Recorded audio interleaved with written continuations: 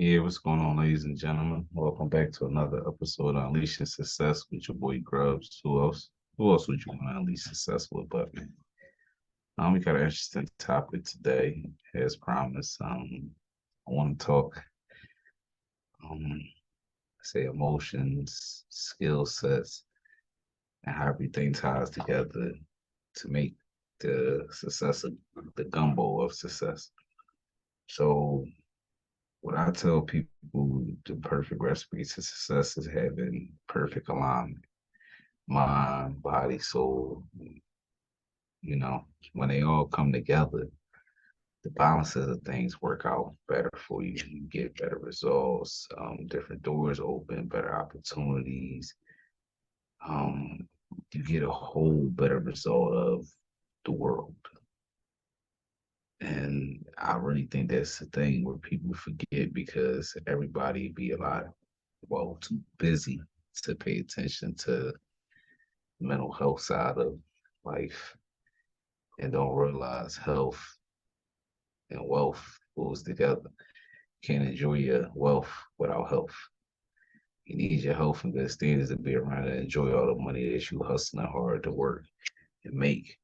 And from my previous past, I mean, I'm a firm believer of practicing what I preach. I mean, when I first started my YouTube venture, a lot of people noticed, I was a lot bigger. I weighed as much as 350 pounds. And my tips and tricks that I got down, I mean, mainly was dedication because I realized that, I was a bigger guy. I had wealth, had a few bucks, good little hustle. Everything was going my way. So I used to tell myself, like, you can buy, watches, cars, clothes, take trips, and nobody really invests into their well-being. This is before plastic surgery and everybody caring about their appearance. But to me, it was like, okay, if I sit down and I invest into my body, what can I get out of it? What kind of product can I get? I mean, at the time, don't get me wrong, I wasn't one of the average big people. I wasn't having complications, pains. I could move very well, very agile. I mean, to me, I still didn't understand how I was that big. I never felt that big. Just the way that people treated me and looked at me let me know that I was. So when I began the journey to come off the weight, most people thought it was, oh, he's sick. Oh, he got surgery. Oh, he got this. No, mainly it was just a want to do it. I mean, I always was a very fashionable guy. So it kind of sucks when everybody can run around with clothes that you can't wear because of your size, not because you can't afford it, or being stuck into clothing brands. Like at the time, for instance, like when I was that big, the only people that made clothes that could fit me was Fat Farm, Rockaware, Sean John. Of course, you had, the big men's stores, what I'm talking about, where you can go grab an outfit real quick before you go out. You go to Burlington, Ross, places that sold 4, 5, 6X clothes. And it was not a lot of names back then that was selling them. How people didn't really care. Polo did, but they sold it in a big man store for like a way higher rate, 100 or some dollars a shirt. Then for me, I wasn't the average fat person. I was short. So it's like if I go buy a big men's polo shirt, it might be arm lifts is fine, but it look like a dress. So it was a constant, headache trying to find fashionable clothes and you just wanted to see what it was like to dress like everybody else. Um, but once I got over the initial investment was the food. Because when I started the diet, you know, I had to buy the food. That's the first step. I told myself what you eat. So I stopped fast food. Hey man, I try to make it home. If I gotta eat something out and about, I get a little salad wrap, smoothie, keep it moving till I get home. So my food budget was like 200 a week when I first started my diet. That's because I was a little picky. I only like the chicken breasts and shrimp and little weird stuff. So I had to load up on it. But that was my budget. Of course, I did like I ate a lot of steam stuff. I bought a steamer. I used to steam fish. I did a lot of slow cooking. I used to try to get rid of a lot of the things that I love because I know the things that I love was the things that was keeping me that size. Um, the eating alone helped me a lot because they helped me get a nice portion of the weight off me to give me the ability to when I had the ability to get up and go to the gym every day or move around, go bike riding, walking on the track. Like I tell people, it all starts somewhere. And I think the food helped me get there because I shaved off about 30, 40 pounds just off eating and moving around. So when I noticed, like, damn, well, I can go from 320 to 280 like that, maybe I should just keep going. And then that's when I started to take more and more out of my diet, white bread, eggs. I only ate egg whites. I got rid of sugar, stopped eating candy. I love candy. I stopped eating junk. I ate a lot of things with cayenne pepper. Anything that had a good metabolism boost, I seasoned with it nonstop, spirulina, and so on and so forth. I had a good herbal person at the time that I trusted. Because some of these people will sell you some things to put in your body that ain't right, but I had a person that I trusted a lot and they never steered me wrong. So they helped me out with all of like the natural sides of it. Because I really didn't want to go to Walmart and buy any of them products on the shelf or Friday to Walgreens, because I never seen the same brands in there. But I watched so many older people come in there and buy, hey man, how come my back hurt, man? What can I take? Oh, this is good for inflammation. Oh, my knees bothering me. Oh, you got fluid on them. This relieves fluid. And this ain't even a doctor's office or a medical office. It's just a little store what we call the herbal store. But they sold all natural products and they got me right because I told her I was, bigger, so I needed more energy. So instead of saying drink energy drinks to 5 hour energy, she put me on B12, bee pollen, things that naturally boost your energy level. And that helped a lot. And then once I got to a comfortable weight, which was about 220, is when I started to look different, feel different. And then I can do things like grabbing the net at the basketball court or down there nipping the backboard. Like I was able to do good things. I could race with kids and win. And it was like, it was amazing. So it was like I kept the drive going. And then it was just like I felt like invincible. And I mean, fast forward on now, you talking about 13 years later, and I'm still able to maintain for the most part. I mean, I fluctuate, but I never go anywhere where I was or anywhere close. I might get maybe to like the 205, but I always come right back down 170, 180 right now at this present time. I mean, you can see all this is open now. That's because I'm down to about 178. I mean, when it gets hot, I always tell myself I'm gonna jump on it and stay on it all winter so that way when it gets cold, I'll be, in perfect shape. But always in the winter, the dad life, you fall back, lounging, eating junk. It's cold outside. Nobody wanna go to the gym, come out all sweaty, clothes sticking to you. It's cold. So I mean, it's definitely the dedication. And I know back at that time, it was no dedication that would stop me. I mean, I wanted it bad. Like I felt like I was training like a boxer. I wanted that prize fight and I wanted that desired number. And I wasn't gonna stop till I got to it. So when I hit 180, it was like, oh, bet. And I still wasn't ready to stop.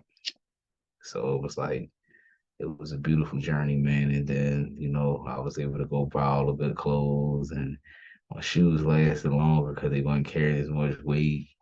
I mean, it was definitely a good way to live. I mean, it felt better. I felt better. It gave me the ability to be able to work hard. I worked like a dog at the businesses that I started at the time. So I needed that energy. I needed that ability to be able to move around day after day after day, not tiring out. None of that stuff. And then two, even as now, like a lot of people y'all see, I smoke. Of course, it's legal in my state, so I don't have those issues. But even when I smoke, I don't just sit here and smoke and eat junk. No endorsements or anything. You know, I'll buy on alkaline water. This is what I sit here and drink. 9 out of 10 when I'm smoking, you need to keep yourself hydrated. That's why you don't see me with the white shit all caked up in my mouth and lips looking all dry because I keep myself hydrated. When I got over that hump after 10 years, I realized that the battle never stops. It isn't, oh, I eat this way and now I'm this weight and now I can stop. No, you're just gonna go back to the same. Your body's gonna reform to its original state because that's where it came from. But after you give your body a new state to worship or even memorize, you'll stay at that weight. That's why I don't think I'm able to go back up. Not unless I eat a horse. But I don't think I'll ever go back up that high again. And I mean, for me, I feel better, health wise. I don't really have health issues, things like that, thank God. But it's definitely a blessing. So if anybody out there just want to get healthy, just try it. I mean, if you do it for 10 days and you don't see a difference in how you feel, how you look, you're lying. I mean, like, look at my fingernails. My fingernails just be dark, like super, super dark, not pink, like I go to the nail salon. They got that way after I stopped eating red meat, sodas, high sugar juices. Like, even when I say juices, let me give a description of that. I still drink juice, but in my eyes, I don't drink cheap juice. I don't drink tropical fantasy. I don't drink 99-cent drinks. I drink the ones it's like 239, 100% juice, ocean spray, all that stuff. Like I don't drink the cheap shit. And like I say, it has been working for me for so long. So why would I break stride at what I'm doing?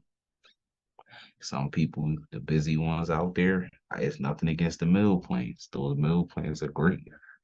They're great because they're portion rise. So you know exactly how many calories you're eating.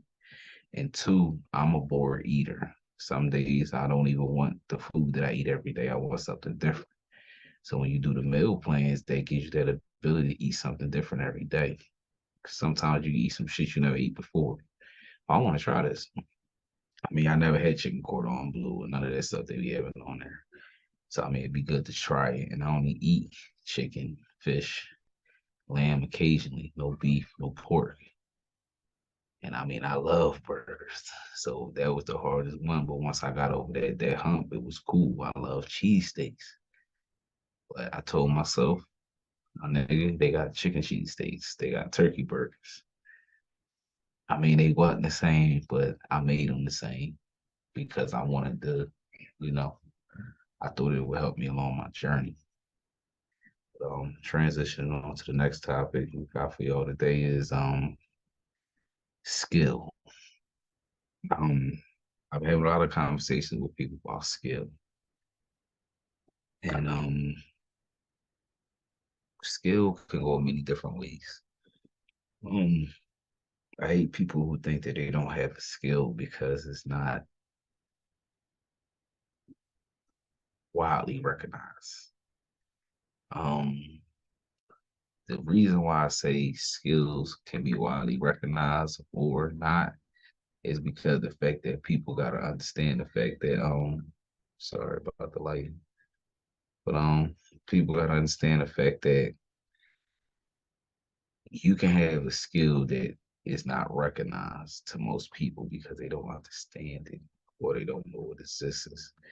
Like dealing with my other podcasts is I'm learning to respect everybody.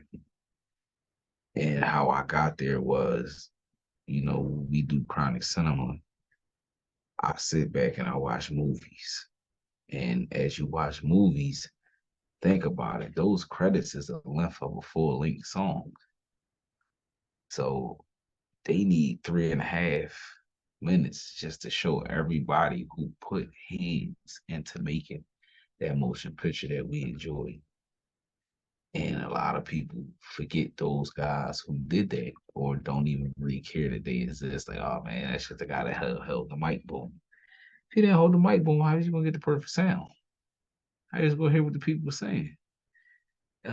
Well, he's just pyrotechnics. Hey, well, okay, well, what about you need the explosions? That's the shit we be hyped about, the car exploding, all that stuff.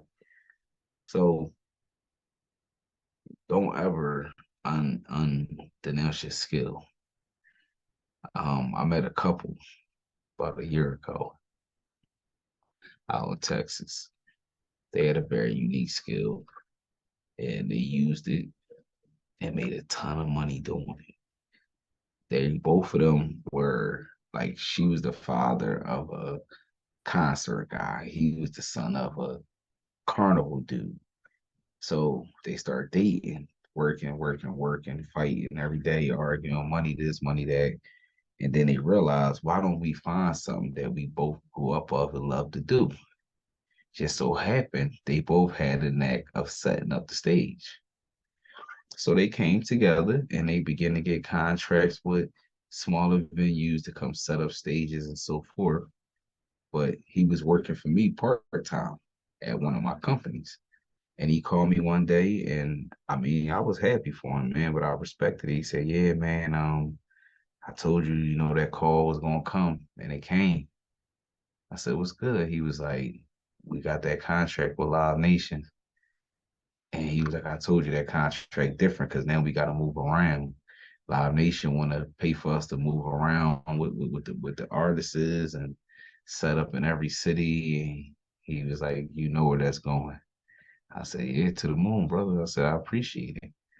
So just listening to that story, and people might not think it's that way, but they setting up hundreds of shows a year and they getting paid 4 or 5 thousand per show to set up and break it down. That's a lot of money. And the company is ran by a husband and wife and employed by their employees. But for the most part, that's a multi-million-dollar company just off of grit and hustle, off of an avenue nobody really cared to get into. So that's the unique story I got to say with skills as far as people. I mean, I got a bunch of them, but that's the one that stuck out the most to me because I don't know anybody who took a unique skill and turned it into something like they did. I know a lot of people, everybody makes jewelry, clothing, so on and so forth. Everybody rents stuff. Oh, party rentals, chairs, tables. No, they took a stage builds business to the next level.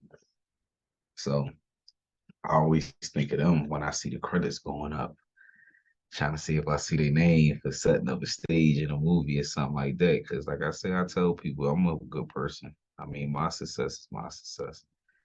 If I can help somebody else on theirs, I'll definitely be appreciative. But I like to see people succeed, and it makes me feel good that there's people that I know or I was even able to help you along the way. It makes me feel good. But that was in the skill set. Now, the reason why we got into the conversation of skills is because somebody told me like, "Oh man, you can't be a one dog and pony show." I mean, you're correct, but I'm not a dog and pony show. See, it's going to sound funny, but everybody has their breakdowns that fits them. A lot of guys going to resonate to this one, but my breakdown of how I evolved was based upon the NBA. I mean, of course, we had the greats, Magic, Shaq, Jordan, so on and so forth. But nobody really paid attention that around the LeBron, the KDs, and them, they came in with a different twist. So like Jordan and them was like a painter, and they did a little carpentry on the side. But when LeBron and KD and them came in, they was like, okay, we do carpentry, plumbing, roofing, like they was a jack of all trades. Offense, defense, scoring, play setups, playmaking. They can do it all. And back in when I was coming up watching basketball, there wasn't really many people that can do it all. There were some point guards that were great play setters, but they were not good shooters or scorers. So for people out there that know you, that's where I come from. I watched them. And when I went to school for electrician, and I remember the guy told me, he was like, "Man, you really think the money is in the trade?" He said the money is in the trade, but he said the money is in your value. I said, "Well, what you mean? What's the value? If it's the same trade?" He said, "Yeah, but what about being more valuable?" He said, "You might be on the site and y'all wiring up a house. Somebody hits some, ah, crap, we need a plumber. Oh, my homeboy, a plumber. Let me call my friend. He could probably help you out." "Oh, thanks, man. Good, man, because I didn't have time to get nobody out here right now." Then he was like, "You might have something where a lady might be like, hey, I need some gutters put up." "Oh, I don't get on the ladders." "Oh, but my buddy do roofing." "Hey, miss, I know somebody that does roofing. He might be able to do your gutters for you." "Okay, give him my number."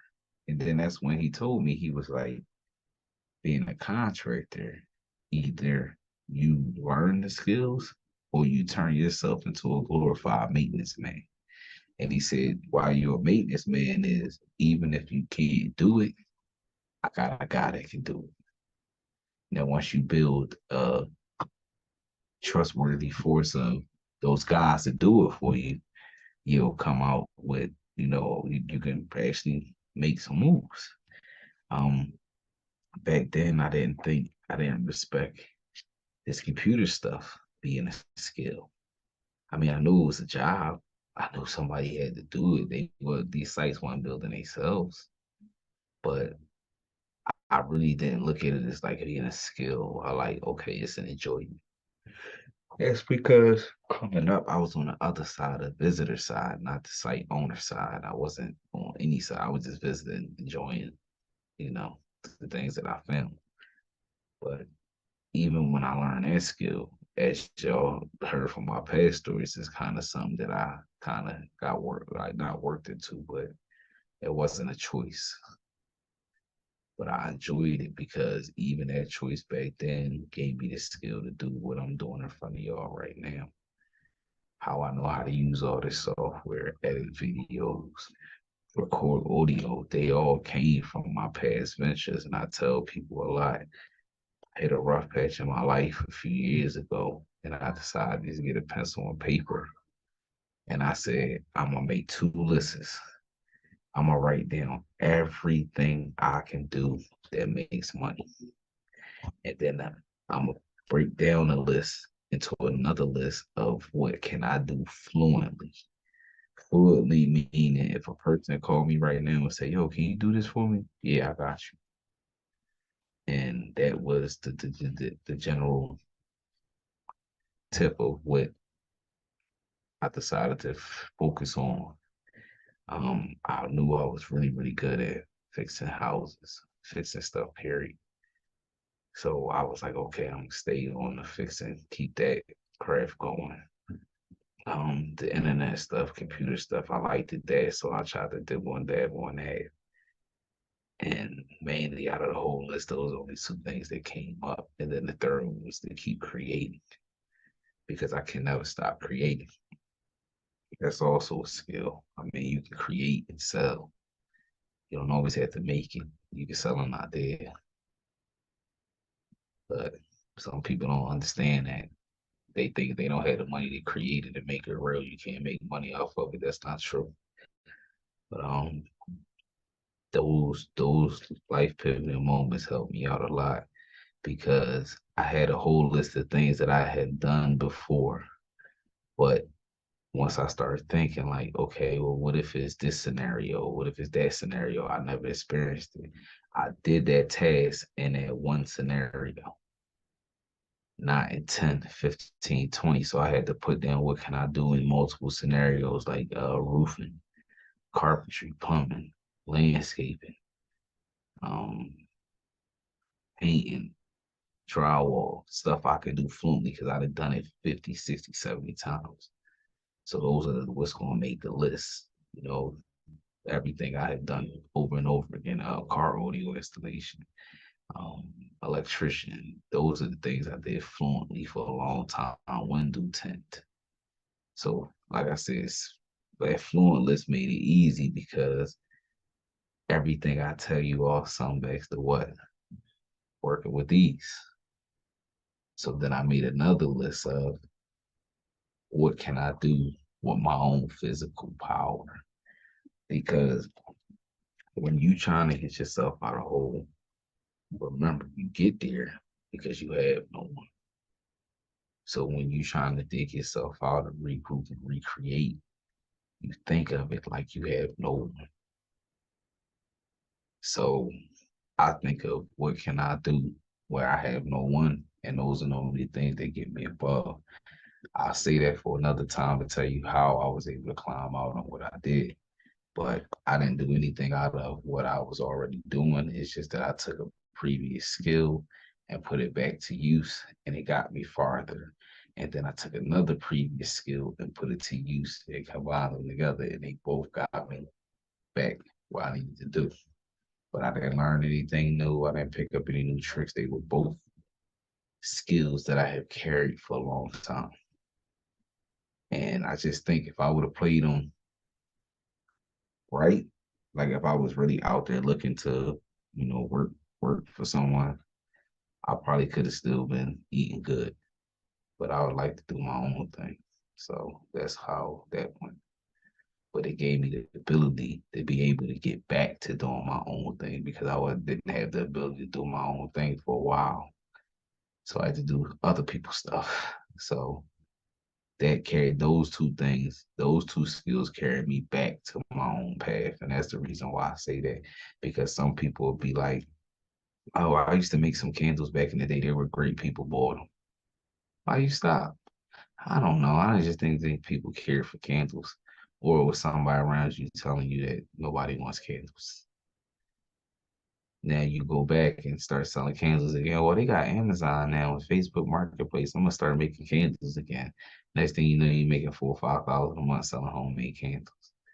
So it's kind of simple, you just look at what you do. And then for me too, when you're making that list or having that conversation, think it's something you can have a little fun with. Because it's like the best feeling ever, making money, having fun. I mean, for me to do what I do now, this is what I enjoy. I enjoy this. I mean, yeah, y'all might see the sides of me sitting here giving game, telling stories, sharing my experiences, but I also have a journalist side because I want to ask people questions. I want to, interview actual people because I have great questions. And even when I was a kid in school, my teacher used to always be like, "What made you think of that question?" And then as I got older, it goes the same way because when I get in front of or was able to be around people of power, they be like, "Damn, that's a good question. Damn, that's a good question. I mean, you just gonna keep them coming, huh?" It's just like I say, your calling. You gotta follow your calling. Gotta follow your calling. And I always was a child that used to ask the craziest questions. My mom would be like, "You want to know how everything works, where this go, how long it lasts, when we gotta get a new one, do batteries last forever?" Like she said, I was very, very, inquired about every single thing. So questioning people is always something I've done. Always something I've done. So I mean, even with that side of me didn't make me a people person. I became a people person because I used to tell people all the time, "Man, I'm gonna keep my information to myself. I'm gonna keep it to myself. People don't fuck with me like that. Why should I be giving this shit away?" But then that's when I started to have a family and kids, and I realized that there's other people out there that's in a predicament where they probably can't get up and go to work. Car accident, hurt themselves on the job, they can't punch the clock. So these alternative incomes and conversations can help people like that just need to pick me up. Because most people will see you and be like, okay, oh, he dressed nice and he has this and has that, but it wasn't always like that. I mean, it was a lot of dark days before the lights came on the stage. So, and I tell people every day I live my dark days to make sure I never see them again. So I don't get new wealth and then just say, oh, fuck that shit. I ain't fucked up no more. No, I still keep them Jones right here. Fuck the back. They be in the front because I don't want to see them again. And that's my motivation to keep doing what I need to do to make sure I never get back there. So, I mean, I burn on both sides of the end. I mean, I'm doing 3 video series. Onyx Cinema, nobody's listening to Unleash Success. I mean, for me, I'm hungry. And this specific field is where I always wanted the money from. And I kind of focused on other areas just because they was in the same thing, but they wasn't the same. I was on the store like Germantown Ave with a bunch of clothing stores, but they ain't the same. And that's what I should have realized at the time. I should have stuck to what I was true with and what I wanted to do. I mean, I'd have had microphone setups, I'd have had cameras, I'd have had HD cameras 10 years ago. Back when them Jones like 800, 900 dollars. Could have been doing this. Best quality videos.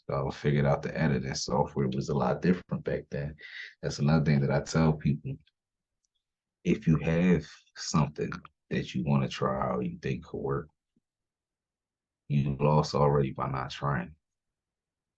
And before I close this out, I'm gonna give you another piece of financial advice when it comes to looking at things like that. The reason why I say that because people look at me like, "Oh, you crazy, man? How you just start this stuff? How you just do this?" Because I know how to do it myself. Long time ago, I ran across an interview with a guy saying he was going to a lawyer paying him $800 a piece to set up his LLCs. So at that time, I said, "Bro, I need to learn how to do an LLC." So my cousin came home from jail after all these years, and he was like, "Man, you still paying people to set LLCs up?" I'm like, "Yeah, I'm about to call this company, get them to do it. They only charge like 350." He was like, "Man, you stupid. $125, 10 minutes in your own time, you can do it yourself." I said, "Man, it ain't that simple." He was like, "Yes, it is. Try it." I went to my state site. 10 minutes later, LLC was formed. Simple as he said. Ever since then, I've been doing it myself. I see people don't generally understand that's the first step. If you can form your LLC, you can do a lot. I mean, me personally, I have a different set of steps, which I'll share with you guys. My first steps to starting a business is my domain name. Rule of thumb, if that business exists, they own that domain name. So if you search for your domain name first for your business and it comes up, no misspellings, no different ways of saying it, straight the name, that mean that business exists is nowhere in the United States. Well, nowhere in the world. So at that time, I'm gonna purchase that domain name and I'm gonna go ahead on to the state entity site and form my company because I know I should have no issues as far as with the entity lookup because if that domain is available, there's no other company using that name. That's the only thing that will slow the difference between hiring someone to do it because when those issues arise, like, okay, well, somebody else been using that name. They just didn't care about the internet side. So now you gotta hire, your lawyer will have to fight that out for you. But if you just simply make that your first step, you can eliminate a lot of headache when it comes to going to the state to secure your entity because the domain is open.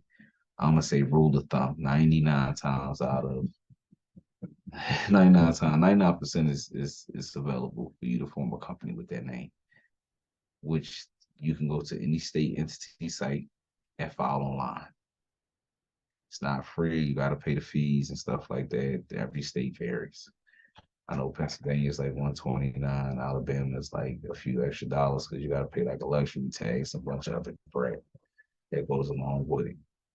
Delaware is like 300 some dollars. Every state has their own fees, but it can be done online from anywhere. And after you go and form your LLC, your next step is to go to the IRS site and obtain your EIN. The EIN is your business social security number. Once you got your LLC set up, you got your EIN, and then you can actually walk in a bank and say, hey, I want to open up a bank account for my business. You can actually say, hey, I want to apply for a credit card for my business. These are all the things that you can do once you do that. Them two steps of paperwork, because it's mainly only forming a company in the EIN. The domain name is kind of your free entity search, because some people just search and roll the dice and then come back and they got issues and they got to go with a whole nother name or add a letter or a number. To get yourself through that way, just search your domain first. If your domain name is available, purchase it and move on next to the entity search and form your LLC. Now, from what we just talked about, the domain name, I know for a fact, GoDaddy always runs the same special. It's a penny for the first year, $19.99 for the second year, so it's $20.99 for 2 years to own that domain name. Now, the domain name, don't worry about that. We'll get back to that later. The entity paperwork, I'm gonna just go off of where I live. Let's say PA is 130. So now I'm at 130 plus the $20. Let's just run it off, say 150. So now at 150, we got the domain name, which is gonna be our website. We got the business part. The EIN is free. And we still at 150. 150, you are a legal business owner and got the first tools that you need to get started to do anything. You can build a website with your domain name. You can take the other information, EIN, and formation paperwork, and get you some bank accounts. You got good enough credit, you can co-sign for the business because it's new. Get yourself some business credit cards. Start investing into your business or whatever you're doing. You might need equipment. Take those credit cards and get your equipment, storage, whatever you need to make it move. And even at that time, we still ain't get past. I'm sorry. We missing a cost. It's $100 cost. Because I forgot when you go to open up your business account, they're gonna make you open it with at least $100. I'm sorry. Which goes right back in the account, but you can spend. So that's why I kind of ignored it. So once again, we're still at 150. At this time, now at 150, you got a bank account open, $100 inside, so on and so forth. Now you can apply for business credit. Business credit costs you nothing to apply for. If you get it, there's your money for your equipment. If your credit is even good enough too, you can go ahead and get a vehicle for your business. This is all stuff I'm saying without you putting out money. So when people say they're afraid or they can't afford it, bite me. You can't afford to fail because you're scared. That's what you can't afford to do. You don't have the time to do it because you're enjoying too much time and not succeeding. And you enjoy that better than succeeding. That's my opinion. But just that easily, I just told you how to get a business off the ground for $150. 250. I forgot about the B to open a bank account. But people don't understand it's just that simple. And no, I'm not gonna leave everybody else on the fly because I like to give information and support everybody. So say for instance, you the person who don't have good credit and you don't have access to funds. Now, once again, I only speak for myself because I only know my situation. Now, if I was at that point, you had two choices. Either you can go to work, pull some extra overtime. Within 60 days, you should have enough set up, and you should have enough money to move forward with your business or move forward with fixing your credit so you can obtain business credit. That's 60 days. Option, you can start it closer to income tax season when you know you have the extra money to fund it. Catch a number at the lottery. I mean, catch a number through the lottery. Quick little come up at the casino. I mean, people think it's a lot to start a business. I'm gonna give you the idea of how much it is to start a business. 2008, I started a business called He Care Lawn Care. I'm sorry, We Care Lawn Care. I needed equipment bad. Didn't know where to go. I remember as a kid, I used to go over to the flea market over Tacony Bridge. So I said, let's go to the flea market. I was able to obtain, I felt a guy out there selling equipment. So I got two Toro lawnmowers. I think I paid him like 150 a piece for them. I got on Craigslist and a guy sold me a souped up Echo weed whacker. And then I got on eBay and I bought a backup because I always had that mind of two. I don't ever want to tell somebody, oh, I can't do it because my stuff is broke or I got to get it out the shop. So I always bought two of everything. I had two blowers, two weed whackers, two lawnmowers, the main things I need two of. So by the time I assembled everything I needed to work, I think I spent about $700 for that business. That was the two mowers, the two weed whackers, two blowers, backpack, hand blower, balls, and rakes. The guy who sold me, and see, this is another thing. The guy who sold me the weed whacker gave me like 200 buckets. So now guess what? When I get a customer that says, oh, I want to mulch my yard. Okay, well, you want to buy the mulch? Well, I do, but I don't really have much. Okay, well, I know I can go ride out Willow Grove early in the morning and they got free mulch sitting up there and I can fill up all these buckets and put them in my van. How much you trying to spend? And I might be able to work it out for you. I can even supply the mulch if you don't mind the color. And that's how that used to go. But he gave me those buckets. If he didn't give me all those buckets cost $5 a piece. So he saved me a lot of money as far as like when people wanted gravel and a lot of counties had like free gravels pickups and stuff like that because they recycled a lot of stuff. But that business only took me 700 to start. And I can't say I made a million, but I did pretty good. I mean, landscaping, as you know, don't nobody feel like cutting their grass. And then it's like when they find somebody that they that's actually come show up and do it, call you every 2 weeks. Hey, you need me? They like that. And then it kind of pushes people to keep their stuff looking nice. And then they can sit out there with the neighbors and say, oh yeah, girl, my grass I wanted it back how it used to look. How it used to look. And they be so excited. And like I said, I'll be excited too, because you put a smile on somebody's face and they go get me some bread before I go. Like I say, it's always, you know, but just looking at formulas like that, I can give you another cheap business I started. Cleaning service, about $300 in materials, a commercial vacuum, and a bunch of supplies off of Amazon. $300 startup. Um, I did something with mechanical work, a jack from Harbor Freights. The tools I've been working on cars with for years, and some extra stuff out the garage, some screwdrivers and stuff. Little trip to Harbor Freights, roughly about probably about 275 to get that business rolling. And the list goes on and on, man. I mean, people think when you hear the word business and owner, entrepreneur, it's a word that scares the fuck out of people because it sounds like it should echo. And people don't really want that headache or they don't think they can make it doing it.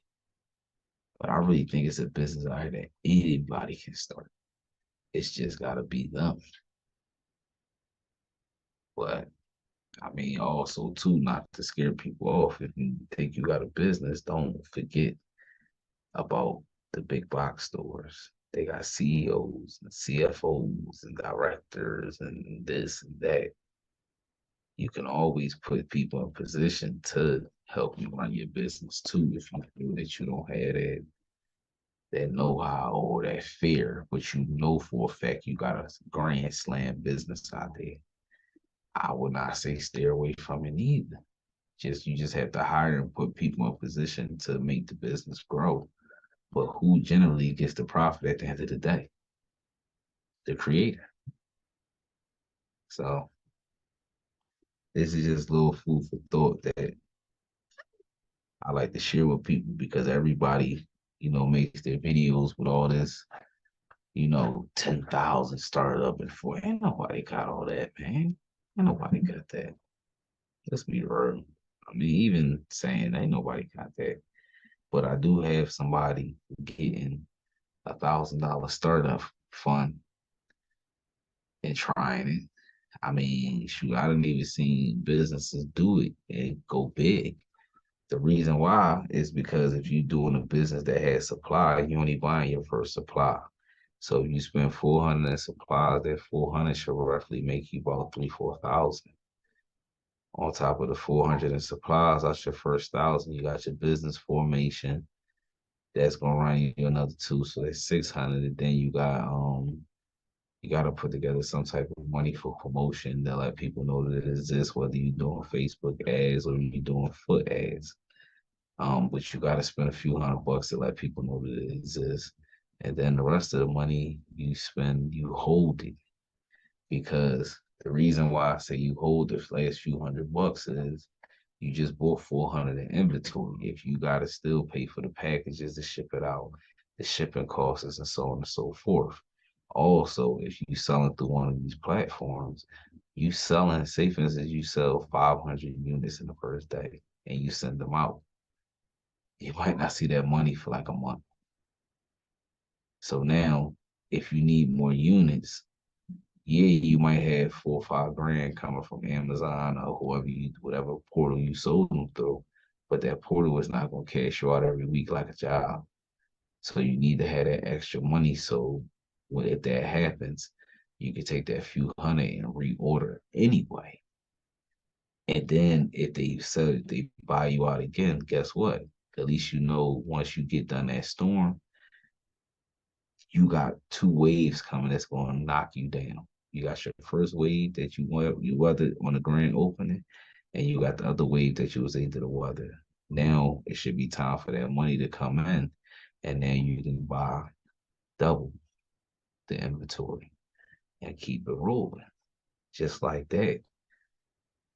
That's how businesses is formed, and you just roll over, roll, just keep rolling, and the money eventually will build because y'all remember we started out with $1,000, 400 in inventory, which will make us 3 to 4K. So if we're making 3 to 4K per flip, that means we're making 2 to 3K profit each time. But remember, if y'all missing some parts, some of that money in that first 1,000 was for paperwork, bank accounts, and stuff like that. So we only technically count the 400 that we put out for the initial inventory, marketing, and stuff like that. So let's just take away, let's say $400. So $600 is your first inventory and your paperwork. And then the other 400 is the money I told you to save because you're gonna spend about 100 of that on packaging and stuff like that. Opening an account with Ship It. That way you can have a monthly payment where you can ship all month and not have to worry about paying that expense right away. And now we still at you got $300 in the tuck.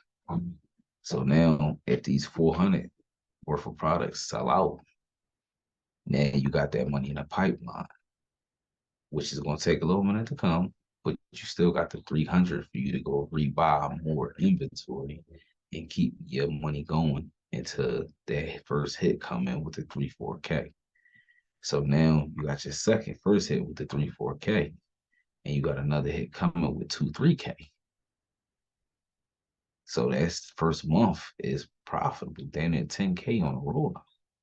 So the platform is going to keep you relevant and keep you selling because that's a damn good rollout on any kind of product. But you should roughly walk away with let's say 5,000, 6,000 out of that run. And this is only in, let's say, a week. So if you're doing the same thing, same formula week after week, same amount of sales, everything's going the same, you're making 20K a month. 240 grand a year. That's how simple things are. That means if you operate for 4 years at the lowest capacity, that's $1 million. If you scale it, you'll be a millionaire faster. And all you do by scaling is you making this money off of selling t-shirts. Okay, now I sell sweatpants, shorts, hoodies, hats. You just add to your product line because it's more stuff for them to spend. I mean, it's more items for people to buy. You made $1 million off of t-shirts. You can make that same million off the pants, the hats, the socks, the shoes. And that's what scaling means. You know, don't mean go add something that you don't sell and we gonna make something new. Nah, nah, nah, nah, nah. But I'm gonna let y'all sit with that. I know I always give out a lot at one time. Plus, I'll be having stuff I'll be holding back because, like I said, the next one I'm gonna probably try to dig deep and get y'all some real good information. So, I mean, it's all real good information, but I really be trying to dig deep and find the stuff that has no risk to where people can try it, execute it, and make money instantly. And they have a very low risk of not of losing because with me in businesses, once I make my general investment back, that's what I consider as cutting the ribbon. I put this money out, I got it back, cut the ribbon while I be open. And that's just my theory. So that way, if the business ever goes south, I know for a fact that I got my initial investment back. And right now, I'm playing off the house's money. And you always feel that way. It's just like at the casino. You walk in the door with your money. You hit a number, now you playing with the house's money. Sometimes you're gracious enough to continue to win off the house's money. So when you leave and go home and realize you got 1,000,000 and $1,000, which is the 1,000 you walked in the door with, you're leaving with their money. So don't forget that you got your money back. Now you playing with house money. Over due time, depending on how much energy and effort you're putting in, now you have to factor in an amount for your time. To me, I say my time is not cheap. So that's why I try to intertwine a lot of things with my time because I can kind of get the best value out of it. But I tell people straight up, man, value all those things. These are all are key as far as when you starting. Like I said, you can get help. Don't never shy help away. You know, it's a business. Businesses are generally built off of people who believe. So you might have somebody who might come along and like what you're doing and want to pick it up and hey, bro, you need some help? Hell yeah, come on. And that's how you get those success stories where like people open up restaurants and they first cook end up taking over the restaurant when they move on or go open up another one and then they put other people in position to keep their money coming. You know, we all eat together. That's another thing too. The mindset of people you surround yourself with in a business. You can't surround yourself with people who's worried more about what you're doing and what you're making. They need to focus on what they making and how they can make things better for everybody. Because as long as you eat, you can continue to pay everybody. But once you get people around that want to worry about how you living and what you making, they forgetting that you the one looked up the domain. You the one started the LLC. You the one got the bank loans. You the one that found the location and opened it. You the one paid the money for the licenses, the permits. You the one bought all the equipment. I mean, I'm almost at step 8. Yo, let me keep going. I can get the 10 I got some more. That's where people get businesses frictioned out because nobody walks in that door worried about what the fuck Walmart make. Nobody walks in the door working for nobody, worry about what Target make. They go to work and shut up. And I say that all the time. Small businesses don't get that respect. Well, some of them don't. you need to fuck on.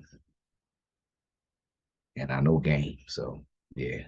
But I tell people all the time, man, we need that. We need to appreciate small businesses because even small businesses create jobs. Small businesses have 20, 30 employees that they feed. That's 20, 30 families. So they should be respected just as well as Walmart and everybody else because they got employees too.